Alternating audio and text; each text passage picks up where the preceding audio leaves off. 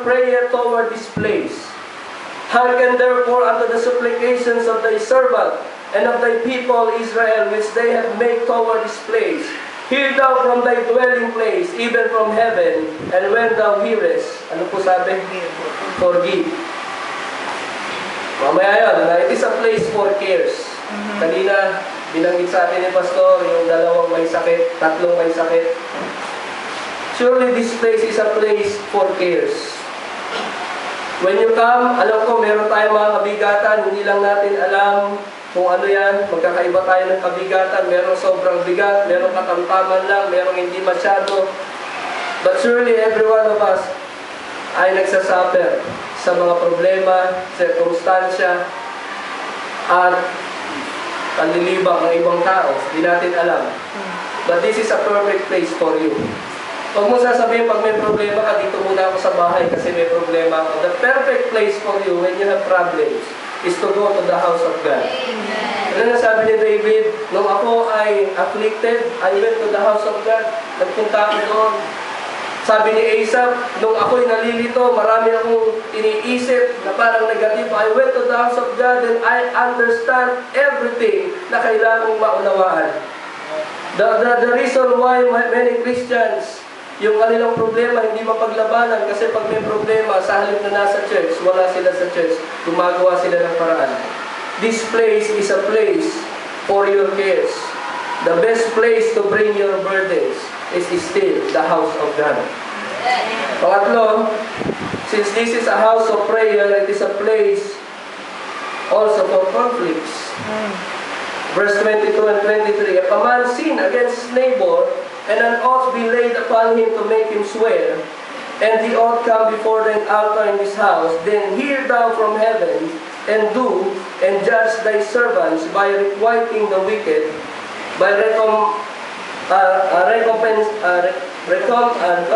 recompensing his way unto his own head, and by justifying the righteous, by giving him according to his righteousness. Eh dito pinabanggit ni Solomon, Panginoon, dito sa tahanan mo, pag mayroong pumunta dito na dako, na dalawang tao, nagkaroon ng alitan, at dito po sa inyong tahanan ay idinulog sa inyong panalangin, patawarin niyo po sila. Now, something like that. No? Kapatid, when was the last time we got offended to a person, humingi sa atin ng patawad, inaya mo siya, punta tayo dun sa altar, punta tayo sa church. When was the last time you treat this place as a place to resolve our conflicts? Then, marami sa atin, we try to resolve our conflicts sa text. We try to resolve our conflicts sa Facebook. We try to resolve our conflicts sa maraming parang, but not in the place where we ought to resolve the conflicts. Dito sa tahanan ng Panginoon. When was the last time inaya mo isang kapatid na somehow meron kang konting problema sa kanya o siya may konting problema? Kapatid, punta tayo sa tahanan ng Panginoon. Let us make up the ating problems. Let us go to the Lord, kneel there, pray for our conflicts na ito'y mawala. See, this place is a house of prayer. And when we pray, it is a place for conflicts. That's the best thing na magagawa po natin. Paapat, chapter 26, verses 24 and 25. And if thy people, Israel, be put to the wars before the enemy, because they have sinned against thee, and shall return and confess thy name, and pray, and make supplication before thee in this house, then hear thou from the heavens, and forgive the sin of thy people Israel, and bring them again unto the land which thou gavest to them and to their fathers. This is a place for casualties. Or we can say, mga Kristiyano medyo, sabihin na natin na lumayo sa Panginoon. Alam nyo, lagi ko sinasabi to, nung ako'y lumayo sa Panginoon, nandun ako sa sanlibutan, ginagawa ko yung mga bagay na sa sanlibutan. Pero wala akong ibang naisip, kundi yung araw na sana, Panginoon, makabalik ulit ako sa inyong tahanan. At alam niyo ba, the very first time na ako'y nakabalik sa tahanan, yung iniisip kong tao na parang, siyempre, nandun ka sa isip na medyo malayo ka sa Panginoon. So iniisip mo, pagbalik mo, Sana hindi ako makarinig ng negatibo, sana hindi ako makarinig. But, thank God. Nung pagdating ko sa church, andun yung pastor ko, he is the very first person umamay sa akin, umakbay sa akin, and then, oh Brad, buti nakabalik ka na. You know, this house, this church, this place is a house for Christians who wandered, dahil sa kanilang paglayo sa Panginoon, dahil sa kasalanan, dahil sa kung anumang bagay, this is a perfect place for you to get right with God. Right. Sabi ng Panginoon, pag meron mong isang sundalo, isang tao, isang Israelite na bumalik dito, nagpunta sa church, nanalangin, kinonfess ang kanyang kasalanan, Panginoon, tanggapin mo siya, patawarin mo siya. You see, this place is where God works a lot of things, a lot of miracles sa spiritual life ng mga mananampalataya.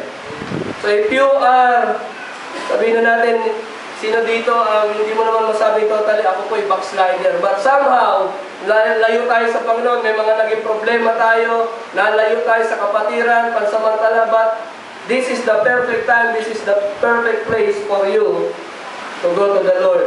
At i-confess natin yung bagay na it is a house of prayer. Another thing, it is a place for confession. Verses 26 to 30.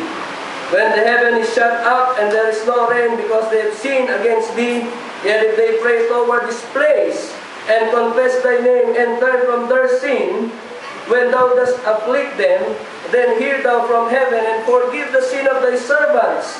Pinag-uusapan niya dito kung sa modern times, Kristiyano, kasi ginamit niya servants. And of thy people Israel, when thou hast taught them the good way wherein they should walk, and send rain upon thy land which thou hast given unto thy people for an inheritance.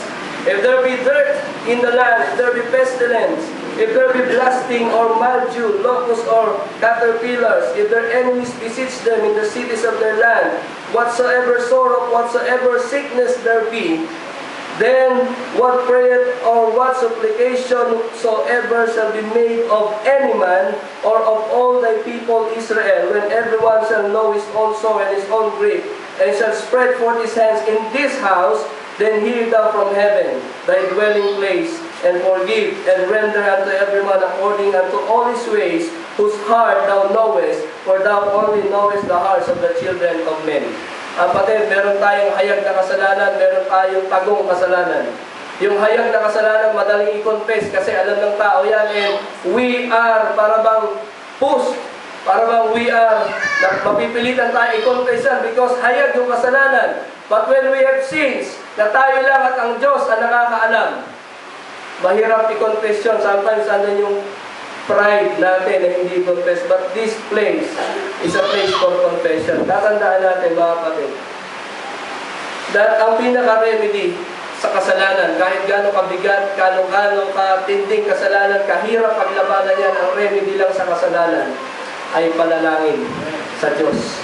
Kapag ang Diyos lang makakabigay ng remedy sa bagay na yan.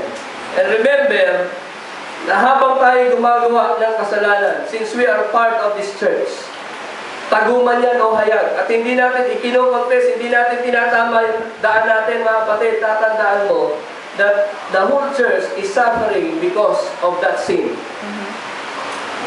The reason why God cannot fully bless this house, this church, kahit marami ang tapat at merong mga hindi masyado pero gumagawa ng mali, the reason why this house of God cannot be fully blessed by God is because of that unconfessed sin. So better in this place, when we go to this place, lagi natin i-check yung sarili natin. Panginoon, ako po ay nakakaalam ng puso ko. Search me, O God. Iba yan ang panalangin ni David. And know my heart, and see if there be any wicked way in me, and lead me into the way everlasting. Forgive me. Kapatid, madaling magsabi sa bibig. Dito, makikita natin, kaya binabasa natin isa-isa. Parang gusto ko din maramdaman naramdaman ko habang binabasa to. Nandun yung sincerity. Madaling maging superfluous, madaling maging hipokrito, madaling magsabi ng isang bagay na you don't mean from the heart. Pero pag tunay kang Kristiyano at tunay ang attitude mo pagpunta sa tahanan ng Diyos, you can feel the very heart of that person approaching God. Ikaw ba pag nananalangin, nararamdaman mo yung sincerity mo mismo sa Panginoon? O ikaw mismo sa panalangin mo, alam mo, pinapaganda mo lang yung mga salita o litanyang sinasabi mo sa Kanya. Bandang dulo, hindi mo masabi na sasagutin ka ng Diyos because there is some hypocrisy in our heart in approaching God. Number, it is a place for consecration. A consecrated place, number 1. And number 6,